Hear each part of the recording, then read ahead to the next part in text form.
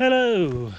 So today I'm starting my fourth day of walking on the Camille de Bonhommes, the Cathar Way.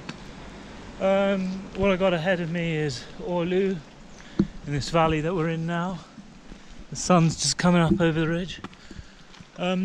Yeah, from Orlu to Merens-les-Vals, which is meant to be 17 kilometers with 1,000 ascent and 700 meters descent. So one estimate time says it should take about 5 hours. That would be pretty great, hopefully. And there's meant to be a campsite a kilometer or so down from Meren. So here we go.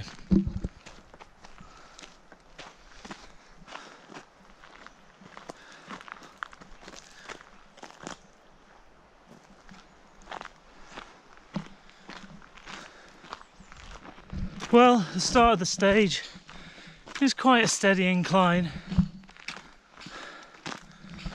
along an old track, and some of the maps seem to show this track continuing for quite a long time, so it's actually quite a acceptable way to go up the hill. So hopefully this will continue for a bit, and then we can knock off some of that 1,000 ascent without too much strain.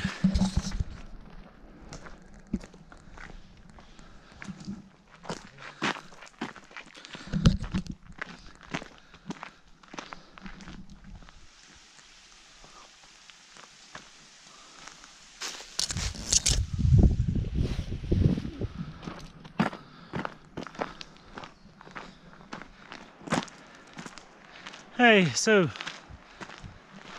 we're about 300 meters up the climb here, and it's all kind of been along a gravel path like this, which makes for pretty stress-free walking. It's pretty easy on the muscles, joints and tendons.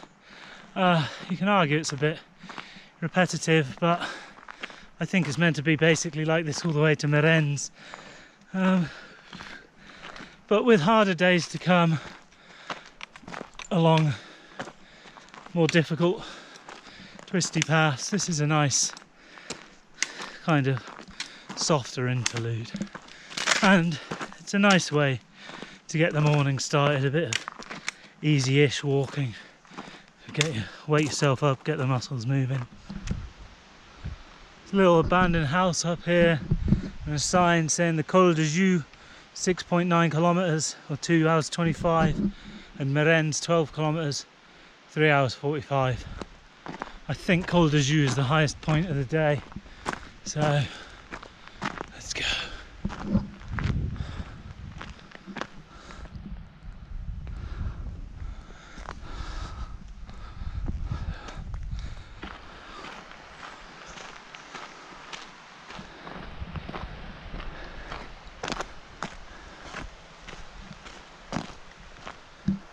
Here's a little shepherd's hut. Hours walking out, these red things hanging up. I hope that doesn't mean it's a hunt day and they're going to be shooting things. Yeah, it's a shepherd's cabin.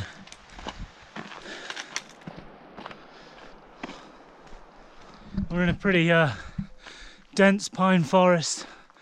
We're now on the switchback stages, so it's getting a little bit steeper, but it's still quite an okay walk actually. It has gone by faster than I thought it might, and we made it to the last switchback. Now all in that direction until the Col de Joux, and then the top out point, which is a little bit further. I think it's called the Cap du Camp or something like that. Nice.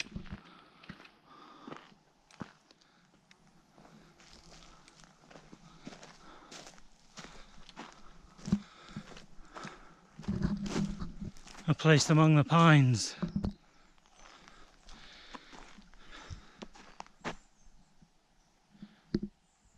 Listen to that silence of the woods. You can just hear a couple of birds chirping, and that's it. And the occasional buzz of a insect flying by. Really.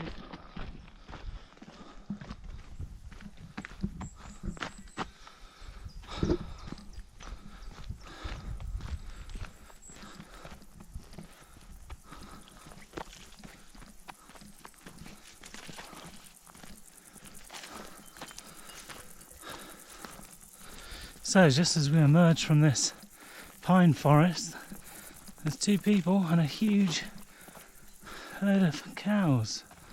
A black bull right in the middle over there. Yeah, so this must be the Col de Joux, and as you can see, I think there's a big black bull in the middle there. And up here seems to be a little refuge. It's definitely going to be a nice place to sit down for a bit of a rest and drink and some food. Looks to be a ski town on the plain, on the top outside on the other side of the valley there. And down there, the furthest I guess would be Aix-les-Thermes. So Meren must be that way somewhere. Here is the shepherd's cabin at 1,702 metres on the Col de Joux, built in 1898. You can't stay here, but you could camp there, wild camp there, if there was no one staying in the shack. Although there's no water up here, so you'd have to bring all your own water up the 1,000-metre ascent. But, well, if the cows went away and the bells weren't ringing, it would be a very nice place to spend the night. You could even have a little fire.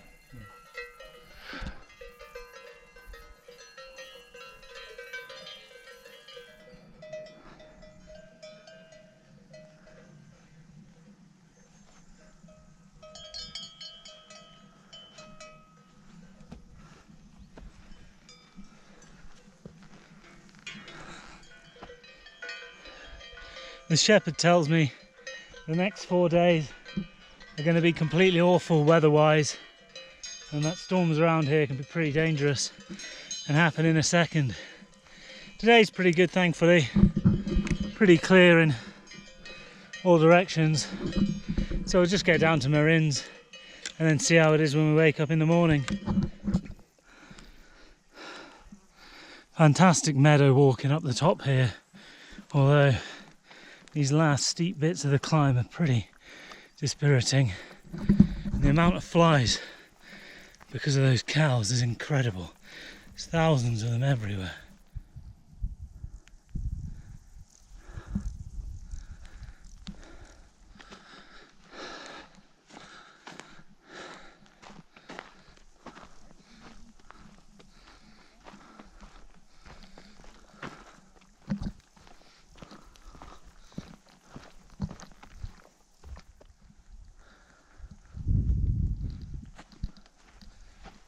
Wow, it's so peaceful up here. This is a meadow just after the Col de Joux, and I think this would be a pretty great place to wild camp as well, as long as the weather's going to be okay for the night.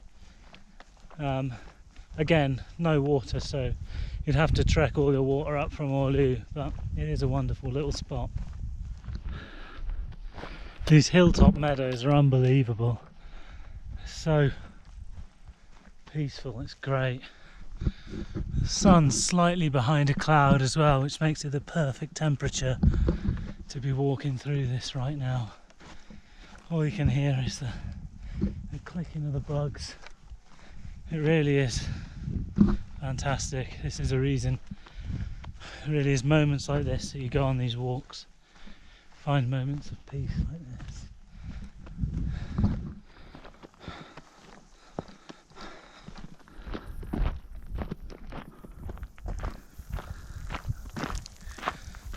This is some quite unrivaled beauty. And an absolutely perfect day for it weather-wise. A little dapple in a cloud cover to take the heat off the sun and to take the sting out of it. Look at those gnarled, scraggy rock faces on the other side of the valley. Those jagged peaks up there too.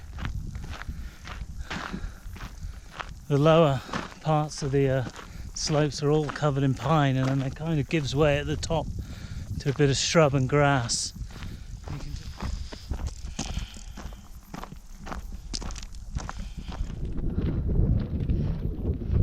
This valley is just completely stunning. You can see the road at the bottom snaking its way up as it climbs southwards to the summits of the Pyrenees and down towards Spain. And then over here, right at the top, you've got some cauldron of rocky screes and scraggy rock faces, and then some pines down below, and then the trees kind of change in a line a bit further down there. You can just make out another path that zigzags its way up the mountain over there. There's a kind of ethereal quality mist to the air the farther down the valley you look. It kind of just down there at the bottom of the valley is what I think is Merens-les-Vals. So that's where we're trying to get down to have a spot at lunch. Hopefully the restaurant will be open for us. Be nice to have something proper to eat after days and days on end of pasta or couscous with mackerel, which is nice enough as a mountain food, but not when you've eaten it 8 meals in a row.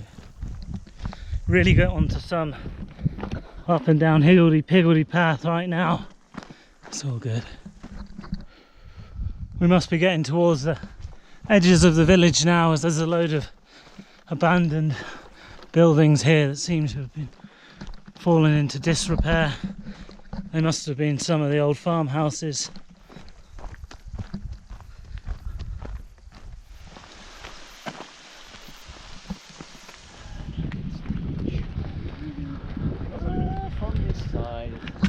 This is me entering the village of Merens in an absolute race against time. I've got less than 10 minutes to get to the restaurant, bar, food shop, if Google's anything to be believed.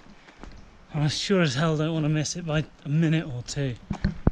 Again, beautiful stonework village, and as is tradition, very, very sleepy. The train station, come on, fingers crossed. Ignore that for a second.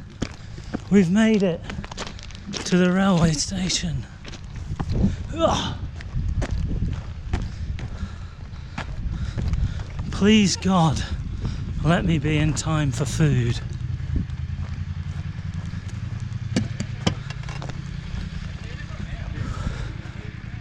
Merens-les-Vals.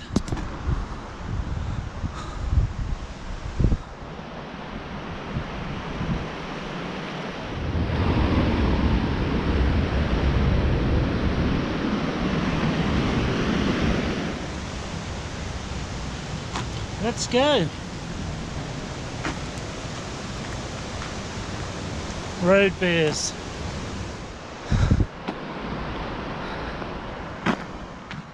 I'm on my way to the campsite, which is about 2 kilometers out of town to the south.